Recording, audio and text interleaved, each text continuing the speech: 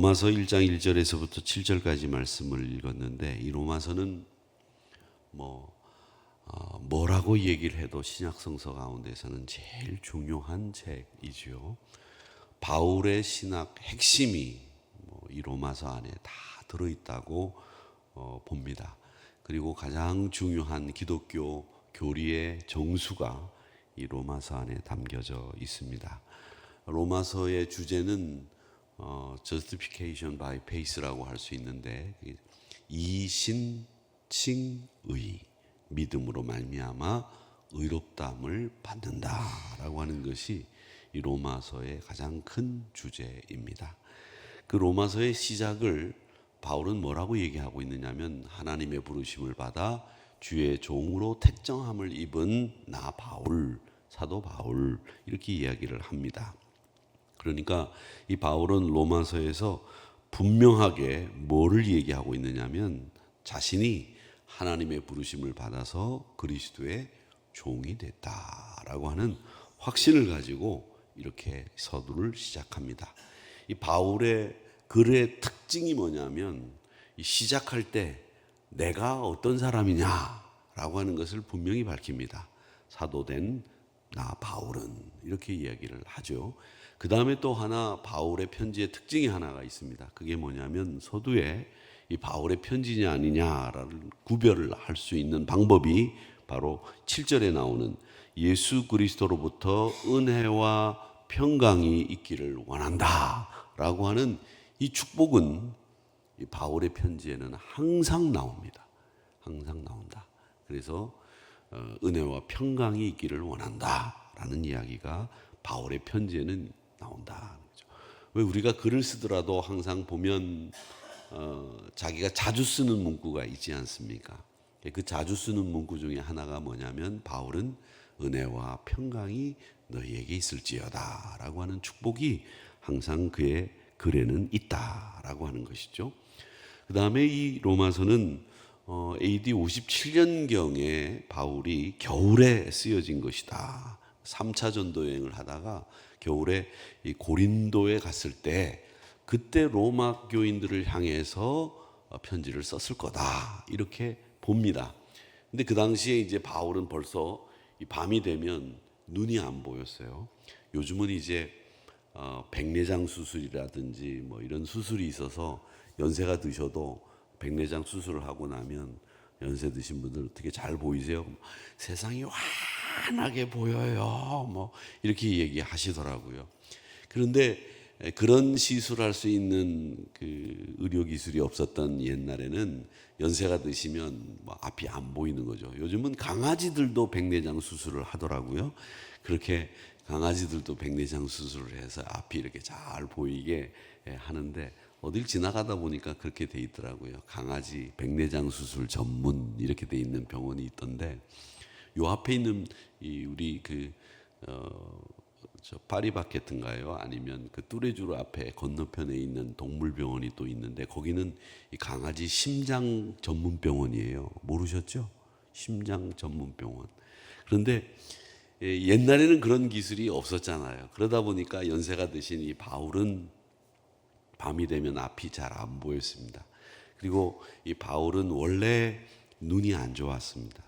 원래 가지고 있었던 지병들이 많았는데, 그래서 이 베베라고 하는 여자 집사님을 불러서 자기가 로마 교인들에게 하고 싶은 말을 쭉 구두로 말씀을 하는 겁니다. 그러면 그 베베 집사님이 그것을 잘 기록해서 그걸 이제 차곡차곡 남겨뒀다가 그걸 로마 교인들에게 베베 집사님을 통해서 전해 주었다, 이렇게 이야기를 하는데, 직접 만나보지 못한 이 로마 교인들을 위해서 자신의 복음을 전하고, 또 서바나라고 하는 스페인 선교를 위해서 세상 끝이라고 생각했던 그곳까지 가겠다라는 자기의 의견을 피력하는 모습들이 이 로마서에 나오고 있습니다.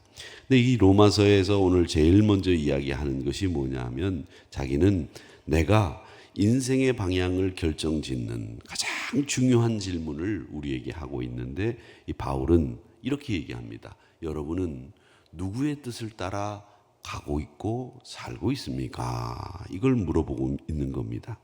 많은 사람들은 자신의 뜻, 자신의 계획 혹은 사회가 또 혹은 부모가 기대하는 대로 살려고 합니다. 기대하려고. 그러니까 이 부모는 또 자식을 낳으면 이 자식이 이런 사람이 됐으면 좋겠다라고 하는 기대를 합니다. 지금도 저희 어머님은 제가 이 머리를 이렇게 자르고 화면에 이렇게 나오는 것을 보면 꼭 멘트를 답니다. 이번에는 머리가 길다, 짧다, 뭐 어떻게 해야 되겠다, 이런 멘트를 꼭 지금도 답니다. 그리고 가끔 집에 가면 나는 어릴 때 네가 뒷머리를 조금 약간 찰랑찰랑하게 무슨 뭐 제가 무슨 왕자도 아니고 그렇게 길렀으면 좋겠다, 뭐 이런 얘기들을 하시고 있지요. 그 얘기는 뭐냐면 자녀를 낳고 자식을 낳으면 이 자식이 어떤 자식이 되었으면 좋겠다라고 하는 바람을 부모님들이 가지고 계시는 거죠.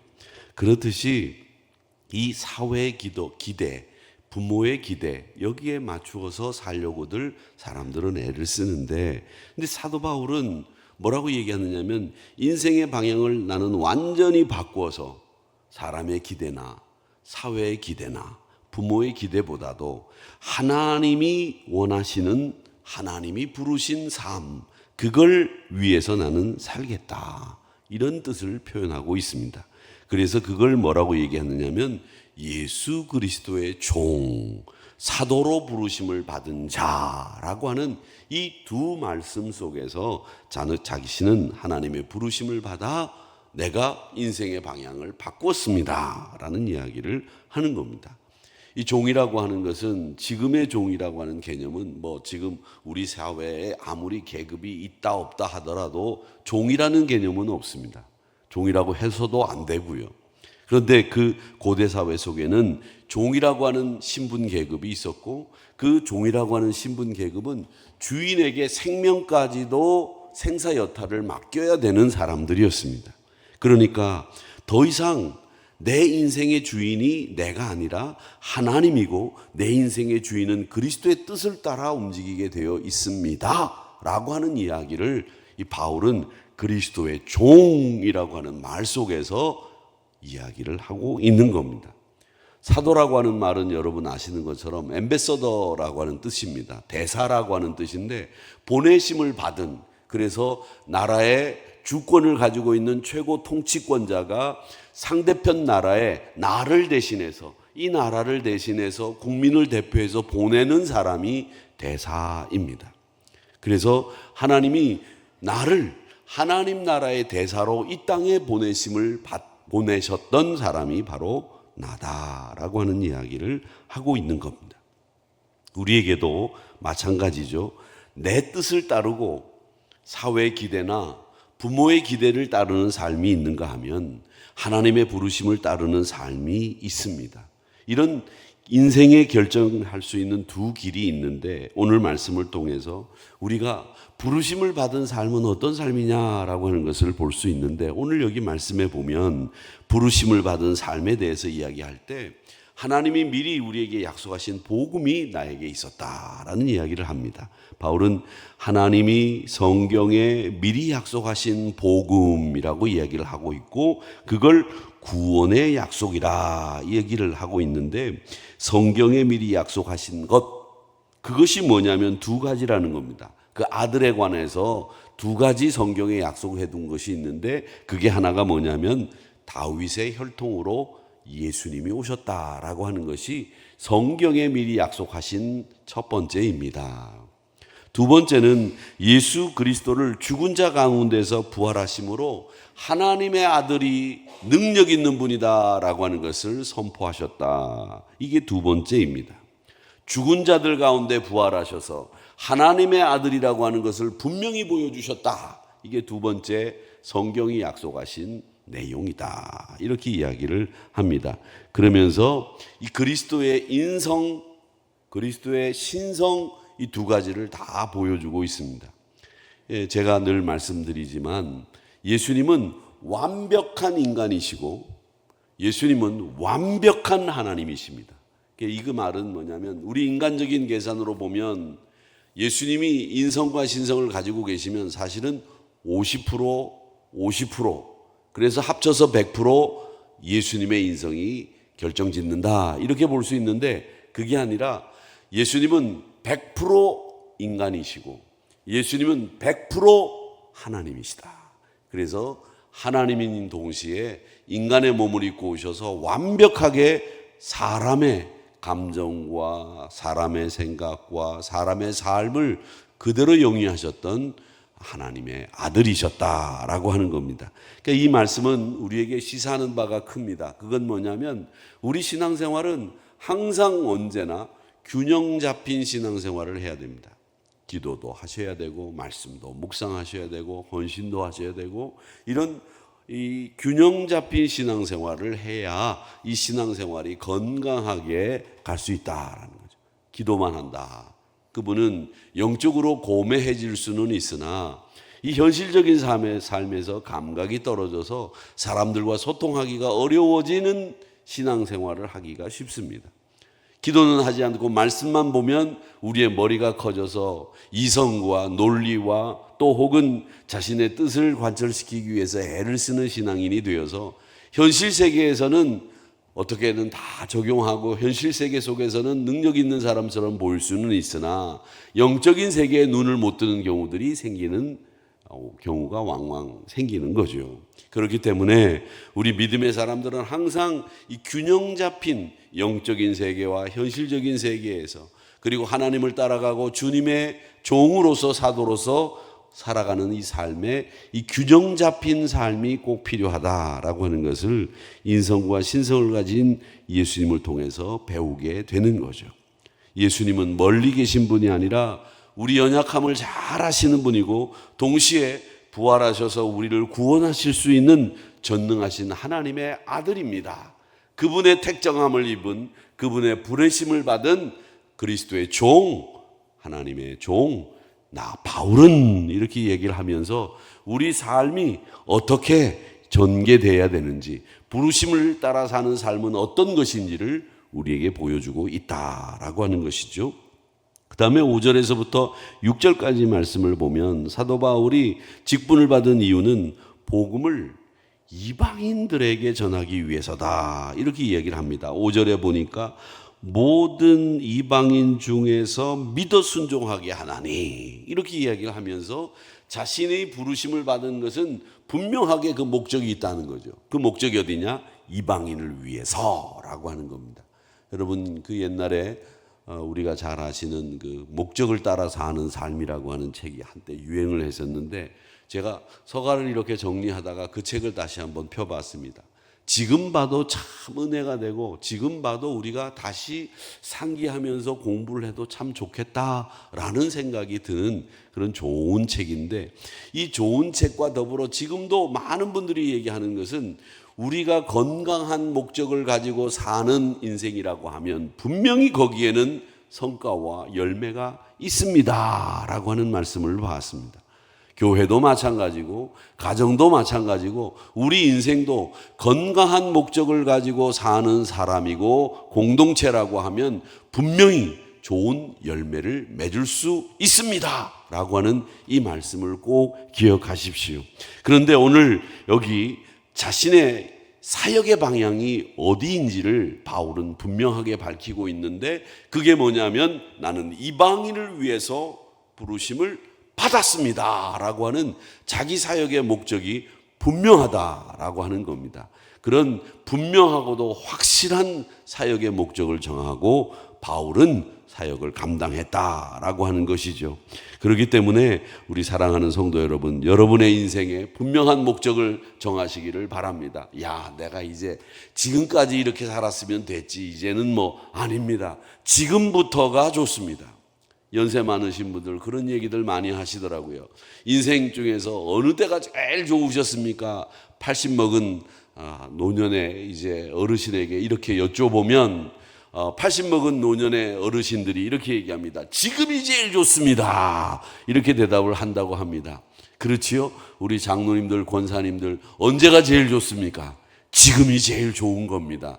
그게 맞는 정답입니다. 그러니까 우리 믿음의 사람들은 언제나 내 삶에 있어서 가장 좋은 때를 지금 보내고 있다. 지금 우리 인생에서 가장 좋은 때를 보내고 있다. 밤만 하면 하시고 밤은 그래도 나는 20대가 좋아. 여성분들은 그렇게 생각하실는지 모르지만 지금이 제일 아름다운 때고 지금이 제일 멋있는 때고 지금이 제일 우리 인생에서 좋은 때예요. 그걸 깨닫는 어르신들이 많다. 그러니까 여러분들도 다 알고 계시겠지요? 저보다 더 잘 알고 계시리라고 믿는데 제가 이 말씀을 드리는 이유는 내 삶이 있어서 제일 행복하고 기쁜 때가 어제가 아니고 내일이 아니고 오늘이라는 거예요. 그러면 오늘을 어떻게 사느냐? 여기에 대해 집중을 해야 된다는 거죠. 오늘 여러분 어떻게 사시겠습니까? 하나님 앞에서 부르심을 받은 자로서 내 삶이 내가 어떤 목적을 가지고 사느냐라고 하는 것을 깊이 생각하시면서 하나님의 부르심을 받은 삶에 걸맞는 여러분의 삶이 되시기를 바랍니다. 거기에 걸맞게 사업도 잘 하시고 직장 생활도 승리하시고 가정에서도 평강을 이루시는 주부 또 어머니 아내가 되시기를 바랍니다. 그렇게 부르심을 받은 삶은 우리 삶 전체 우리가 헌신하고 교회를 위해서 수고할 때만 부르심을 받은 사명이 있는 게 아니고 내 삶 전체 범사가 이 부르심을 받은 사명이 다 곳곳에 배어 있는 겁니다. 그 부르심을 받은 사명을 잘 감당하시면서 우리가 복음을 전하면서 우리 승리의 삶을 부르심에 순종하며 사는 삶을 살아가시기를 주님의 이름으로 축복합니다. 그러면서 이제 마지막으로 하나 더 생각할 것이 은혜와 평강이라고 하는 7절의 말씀인데 이 은혜는 하나님이 값없이 주시는 선물 아닙니까? 또 평강은 어떤 상황 속에서도 흔들리지 않는 마음의 평강, 우리 심령의 평강이 평강입니다. 근데 이 평강은 하나님이 주시는 평강, 주님이 주시는 평강은 세상이 주는 평강과는 다르지 않습니까?